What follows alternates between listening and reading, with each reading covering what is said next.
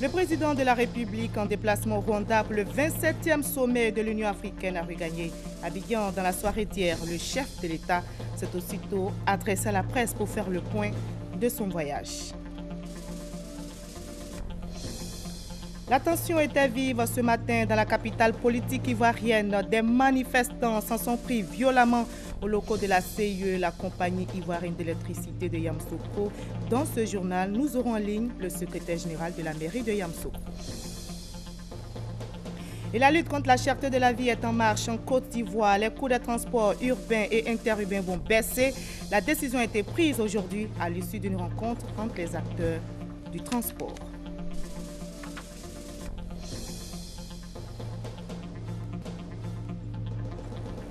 300 milliards de francs CFA, c'est la somme qu'il faut pour restaurer la baie de Cocody. Le projet était évalué à 100 milliards. Il a été revu à la hausse au thème d'une étude.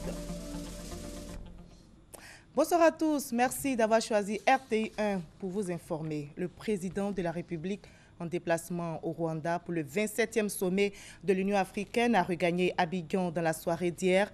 Le chef de l'État s'est aussitôt adressé à la presse pour faire le point de son séjour à Kigali. On retiendra notamment le report de l'élection du président de la commission de l'UA. Par ailleurs, le président Ouattara s'est prononcé sur les événements survenus hier à l'université. Nous écoutons le président de la République.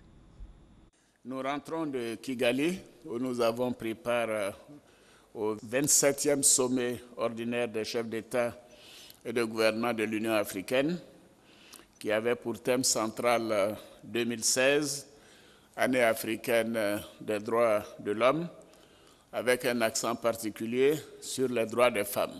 Je voudrais tout d'abord remercier très chaleureusement mon ami et frère, le président Kagame, ainsi que le peuple rwandais pour l'accueil chaleureux qui nous a été réservé, une hospitalité toute particulière et toutes les marques d'attention dont notre délégation a été l'objet, et dire que nous avons été fort impressionnés par le Rwanda, un petit pays qui fait le 10e de la Côte d'Ivoire en superficie, la moitié de la population, mais un pays qui avance avec les meilleurs indicateurs économiques, sociaux comme de gouvernance.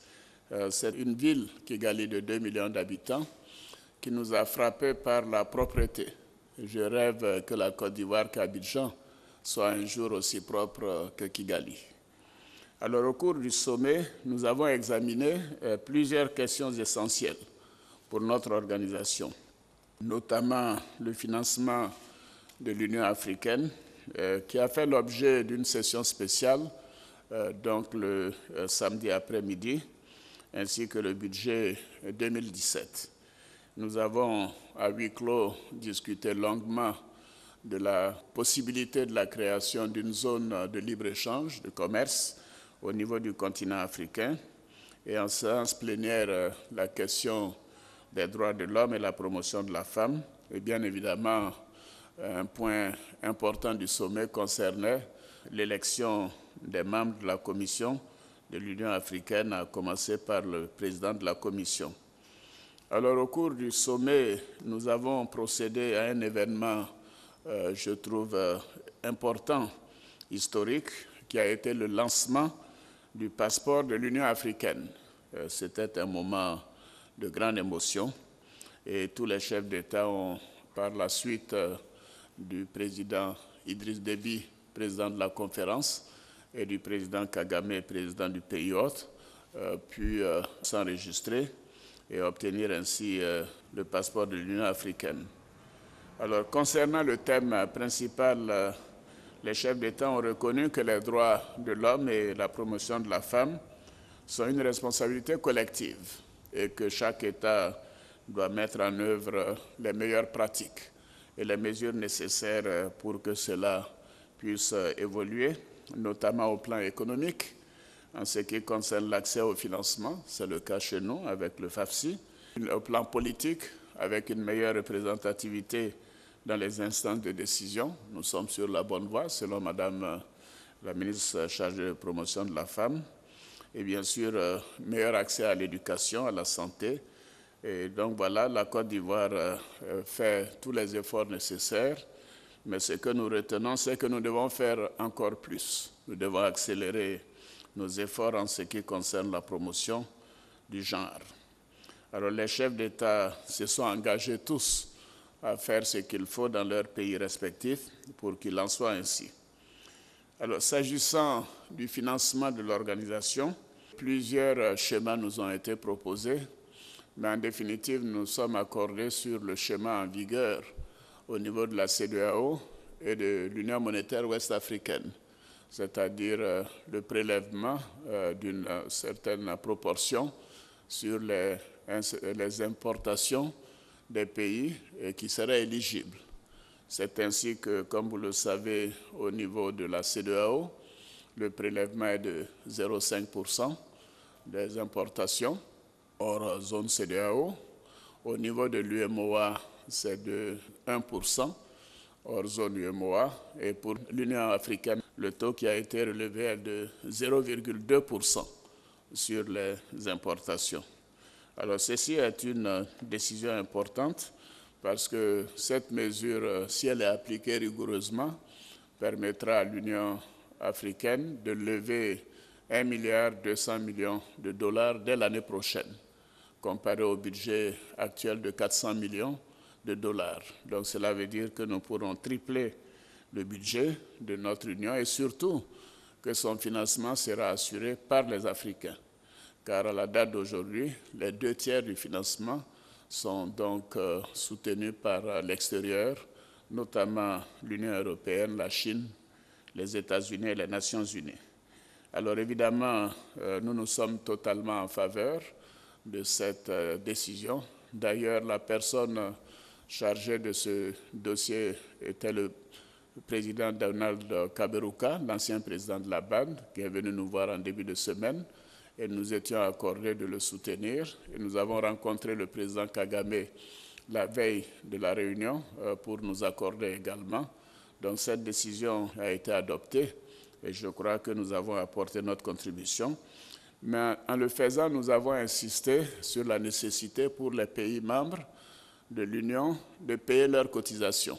Avant le sommet, seulement le tiers des pays étaient à jour de leurs cotisations. Mais fort heureusement, avec le vote du président de la Commission, tous les pays ont payé les arriérés. Nous avons insisté sur la nécessité pour chaque État d'être à jour de ses cotisations et de payer les arriérés et surtout de payer les cotisations de manière régulière. L'avantage du système qui est mis en œuvre, cela permettra de faire des prélèvements directement sur les importations, les bloquer à la Banque centrale qui pourra les transférer au niveau de l'Union africaine. Alors, au plan économique, nous avons échangé sur la nécessité de mettre en œuvre une zone de libre-échange afin de promouvoir le commerce entre les pays africains, et comme cela se fait déjà au niveau de la CEDEAO. Je crois que c'est une étape importante. Je dois dire que la mise en œuvre ne sera pas facile dans les autres zones, mais la CEDEAO est bien en avance et notre expérience pourra aider les autres régions africaines à adopter cette mesure. Alors, s'agissant du point clé qui concernait l'élection du président de la Commission, évidemment, cela a fait l'objet d'échanges et de votes électroniques, c'est ce qui nous a permis de faire, je crois, 7 ou 8 scrutins en 40 minutes avec 54 pays membres.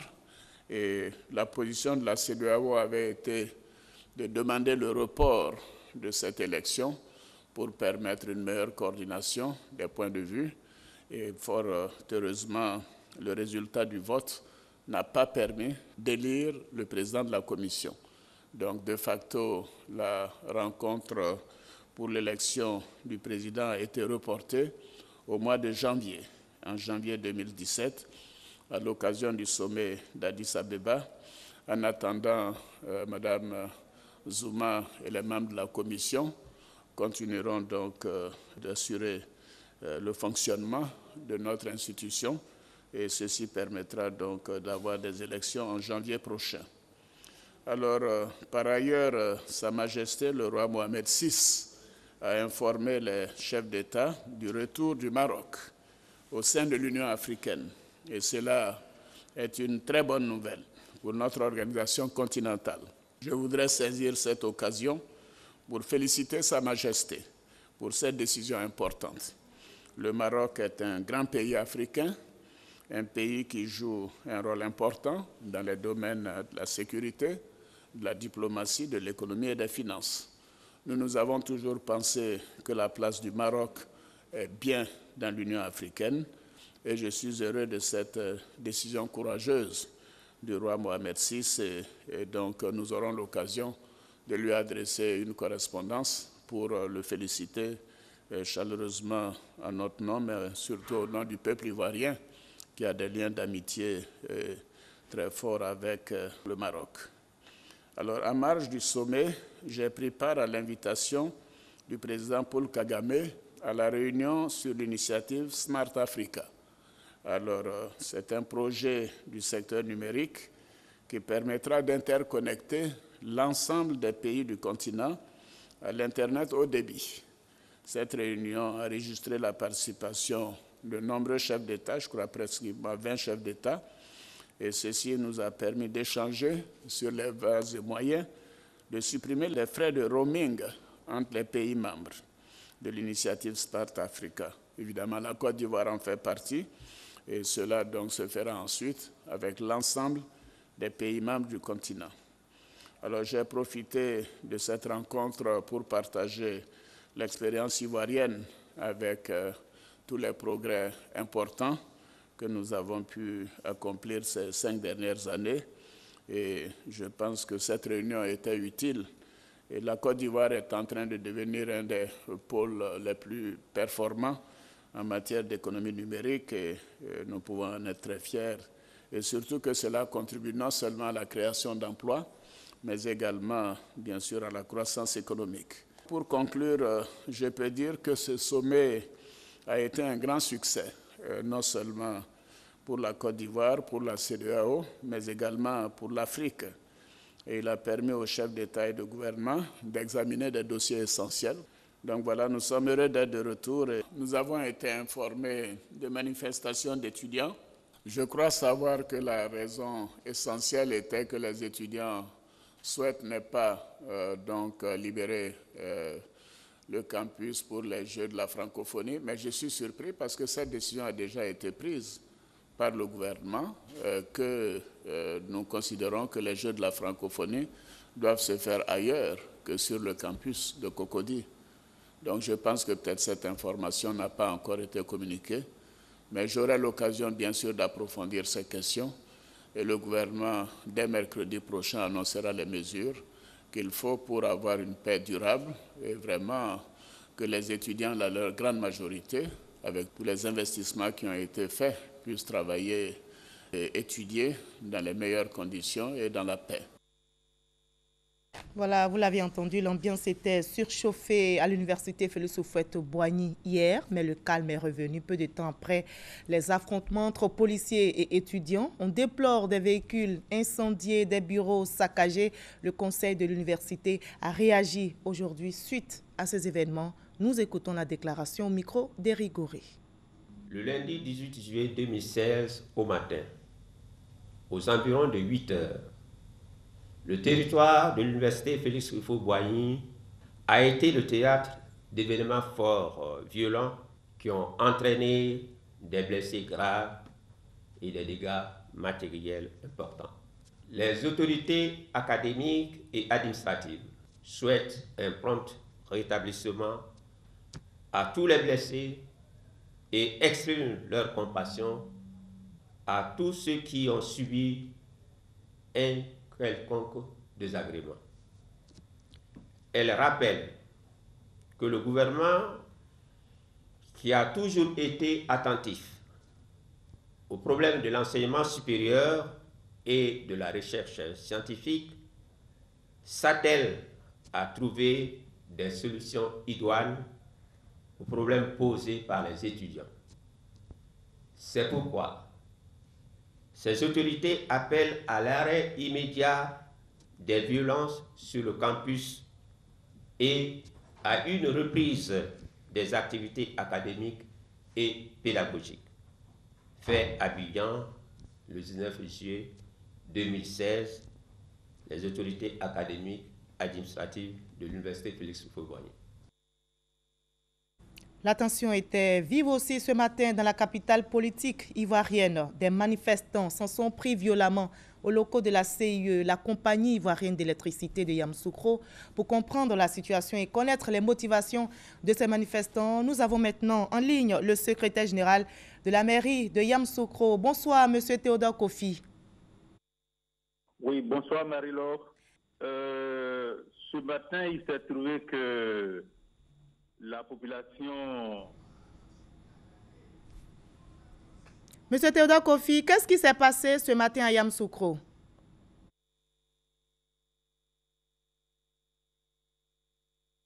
Oui, bonsoir Marie-Laure. Ce matin, il s'est trouvé que la population allait à la CIE se plaindre pour leur faire comprendre qu'ils ont reçu 2 factures, dont une est à régler aujourd'hui. Le dernier délai de règlement, c'est aujourd'hui. Et la seconde, le dernier délai, c'est le 5 août. Donc, ils sont allés se plaindre pour dire qu'ils ne comprenaient rien et que les instructions du chef de l'État n'ont pas été respectées. C'est pourquoi ils sont allés se plaindre à la CIE ce matin. Alors, la population en colère aurait saccagé et incendié les locaux de la CIE. Vous confirmez? Ils ont saccagé le centre de santé de la CIE. Ce n'est pas le bâtiment principal. Le centre de santé, ils ont escaladé la clôture par derrière. Ils sont rentrés dans le bâtiment, ils ont tout saccagé. Il y avait un véhicule qui était à l'intérieur. Ils ont poussé le véhicule au bord de la route et ils y ont mis le feu. Alors, quelle est la situation à l'heure actuelle à Yamoussoukro? Moi-même, je suis passé sur la terre principale pour vérifier. Tout a été dégagé, la police a dégagé, les manifestants ont été repoussés et la circulation est devenue normale sur la terre principale. Merci, M. Théodore Kofi, d'avoir répondu à nos questions. Je rappelle, vous êtes le secrétaire général de la mairie de Yamoussoukro.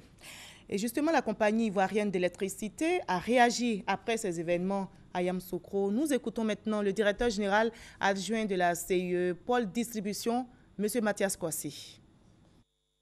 Après l'annulation de l'allègement tarifaire qui est intervenu le 1er mai 2016, nous avons été instruits pour procéder au remboursement du trop perçu. Et c'est une opération lourde que la CIE, appuyée par le ministère du Pétrole et de l'Énergie, a menée avec toute la transparence qu'il faut. Je précise qu'il y a un cabinet international qui a audité ces opérations de remboursement avant que nous puissions les mettre en œuvre. Alors, lorsque nous avons fini cette opération de remboursement, il fallait immédiatement s'attaquer à la facturation des consommations qui ont été bloquées depuis le mois de mars 2016. C'est ainsi que la facturation qui devait sortir en mai est sortie donc à partir du 23 juin que nous avons distribué. Et la date limite de paiement était le 12 et le 14 juillet 2016.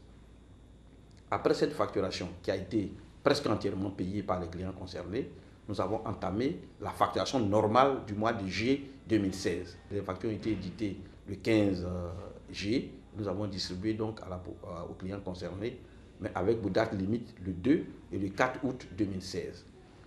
Mais compte tenu du fait que ces 2 factures sont rapprochées, la direction générale elle-même a décidé de faire un communiqué pour informer toute notre clientèle que les dates limites qui étaient fixées initialement le 4 août sont reportées au 9 et au 11 août.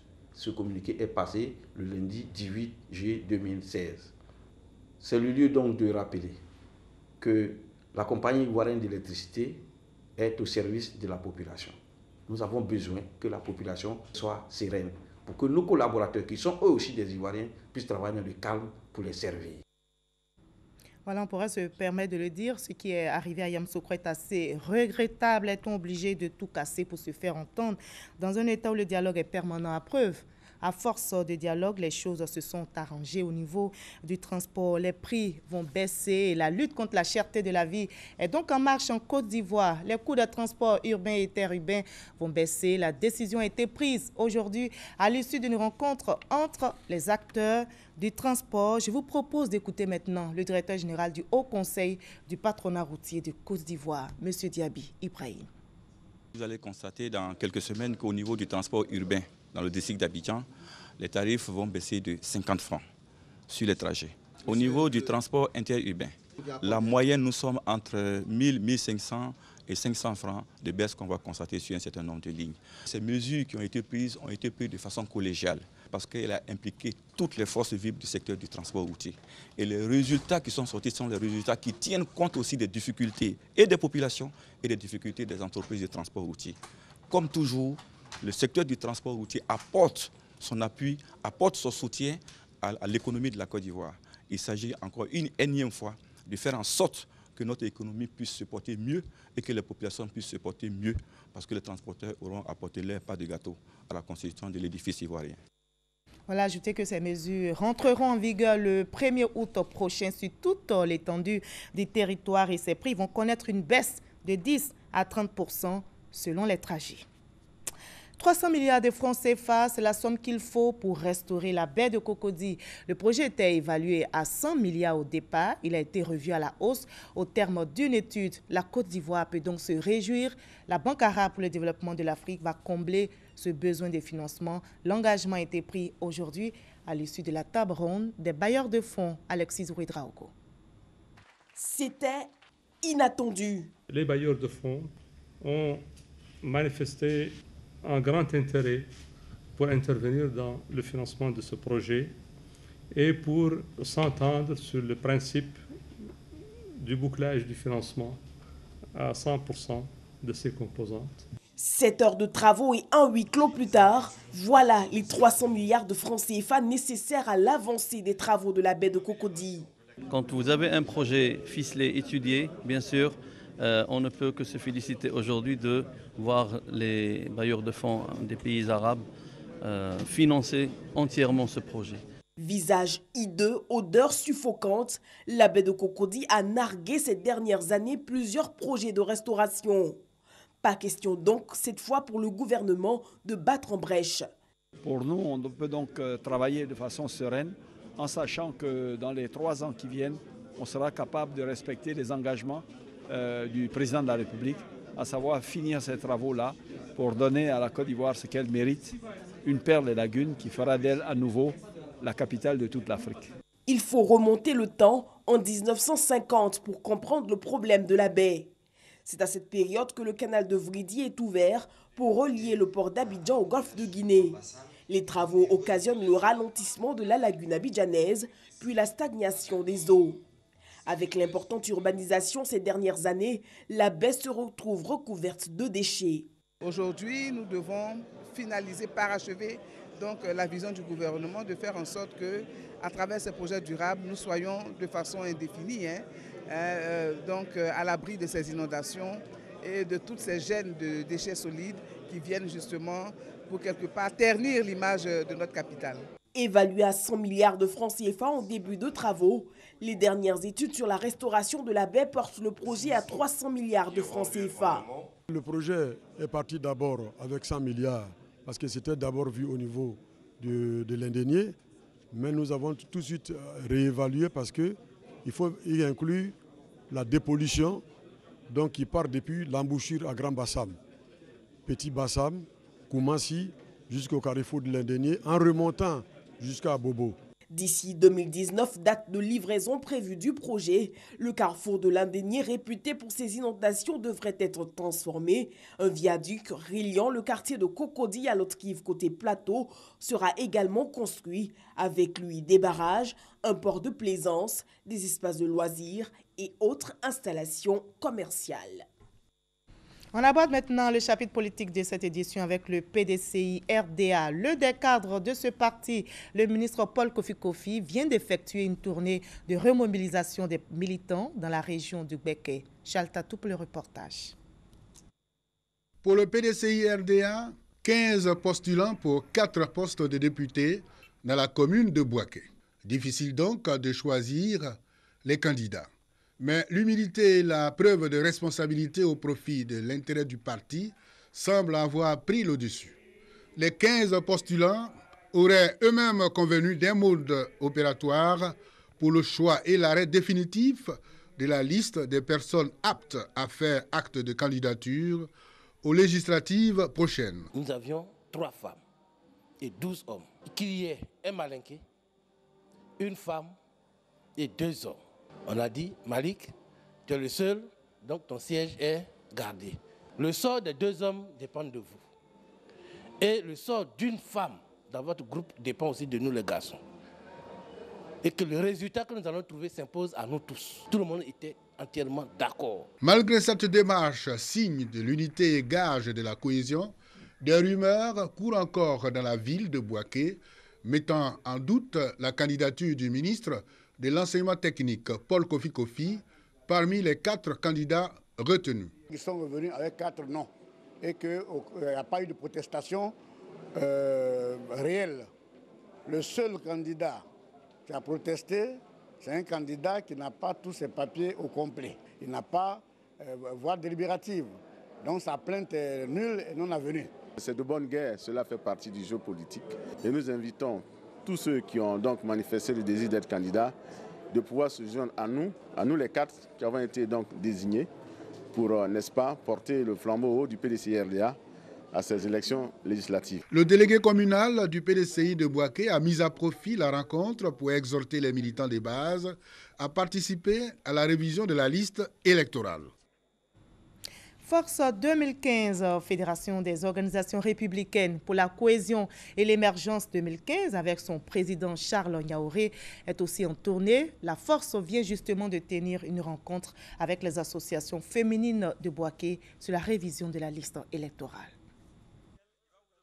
Pendant 4 jours, le président de la Force 2015 a parcouru tous les quartiers de la ville de Bouaké à la rencontre des associations de femmes. De Dar es Salaam à la zone industrielle, en passant par Kotiakro, Sokoura, Ngatakro, Koko, Gonfreville et autres, Charles Niaouré a livré le même message. Notre message, c'est d'inviter nos populations à participer massivement à l'opération de révision du listing électoral. Bientôt, une nouvelle constitution va passer en référendum.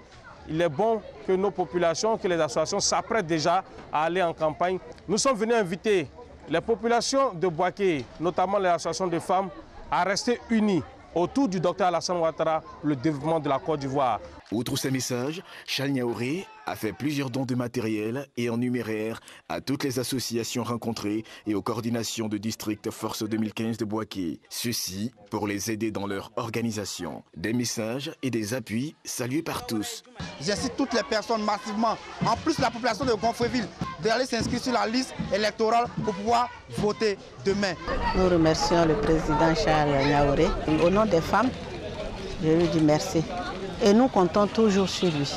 Des remerciements et des engagements qui vont sûrement booster l'opération de révision du listing électoral dans la ville de Bouaké. Car à quelques jours du 24 juillet 2016, date officielle de la fin de cette opération, les personnes visées par l'opération traînent encore les pieds dans la capitale de la région de Bouaké. Hors de la Côte d'Ivoire en Turquie, les arrestations et les radiations se poursuivent dans l'armée et dans les administrations. Le président Erdogan semble déterminé à en finir avec les supposés auteurs du putsch manqué. Dans son viseur, les partisans d'un prédicateur exilé aux États-Unis, un ex-allié de l'AKP, le parti d'Erdogan. Comme on le voit donc après le coup d'État manqué, la guerre entre frères ennemis fait rage en Turquie. Voyons cela avec Sylvie Touré. Je m'adresse aux États-Unis. J'en appelle au président Obama. Je vous le dis, monsieur le président, comme je vous l'ai déjà dit avant. Déportez ou livrez-nous l'infâme personne qui vit en Pennsylvanie dans un terrain de 400 hectares. Je ne sais pas qui est impliqué, mais ça ressemble plus à un scénario de film qu'à un coup d'État.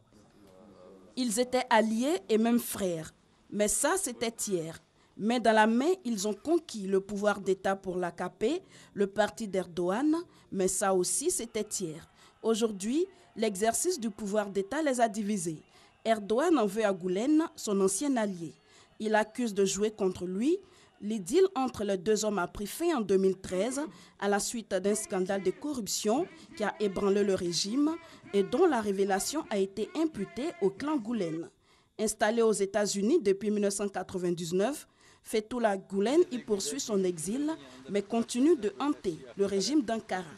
Ce prédicateur jouit d'une popularité indéniable, son influence l'est également et elle s'étend bien au-delà des frontières turques, à la tête d'un vaste réseau d'écoles et d'universités estimé entre 2 et 10 000. Fethullah Gulen a toujours prêché un islam modéré. Il a fait de l'école une priorité. L'école avant la mosquée, c'est sa maxime et c'est elle qui soutient les actions de son ONG dénommée Hizmet, créée en 1970. De nombreux cadres aujourd'hui dans l'appareil d'État turc, dans la justice, l'armée et dans tous les autres domaines de l'administration sont sortis de ces écoles et lui vouent une reconnaissance à la limite de la vénération. Fethullah Gulen est à la tête d'un empire financier estimé à 25 000 milliards de francs CFA, soit 5 fois le budget de la Côte d'Ivoire. Si hier, l'AKP s'est appuyé sur ce réseau pour accéder au pouvoir, il semble aujourd'hui en être la principale menace, en tout cas pour les autorités d'Ankara. Nous allons continuer d'éliminer le virus de toutes les institutions étatiques. Et là, ce virus, comme un cancer, s'est propagé dans tout l'État. L'administration turque et le parti au pouvoir n'ont pas réussi à prendre le contrôle de l'armée. Plusieurs fois, ils ont donné des listes de militaires à purger, mais ces listes ont été refusées par l'état-major. Derrière la chasse aux mutins du vendredi soir et à leurs complices, beaucoup, et principalement les Occidentaux, y voient une purge des goulenistes. Les appels, mises en garde et condamnations de l'Union européenne et des États-Unis ne semblent pas freiner Erdogan. Les arrestations se poursuivent. 7 500 personnes ont été écrouées, 9 000 fonctionnaires, dont 4 500 policiers radiés. Et la menace d'un retour à la peine de mort plane comme une épée de Damoclès. En attendant de fournir les preuves qui sous-tendent ces accusations, Erdogan est déterminé à en finir avec la machine gouleniste, l'État parallèle, comme l'appellent ses partisans. Le coup d'État manqué a fait place à la guerre entre frères ennemis, entre clans alliés d'hier, un épisode crucial dans l'histoire de la Turquie. Voilà, ajoutez que 15 200 fonctionnaires du ministère de l'Éducation nationale en Turquie sont suspendus et la démission de 1577 recteurs et doyens d'universités publiques est exigée. On va terminer en sport avec cette bonne nouvelle. En athlétisme, la Côte d'Ivoire a été honorée à Budapest. L'Ivoirienne Marie-Josée Talou, championne d'Afrique sur 200 mètres, a décroché hier la médaille d'argent sur 100 mètres à Budapest en Hongrie avec un chrono de 10 secondes 95 centièmes. Elle a terminé sa course en deuxième position derrière la Nigériane Blessing Okagbare. Fin de ce 20h, je vous retrouve demain avec beaucoup de plaisir.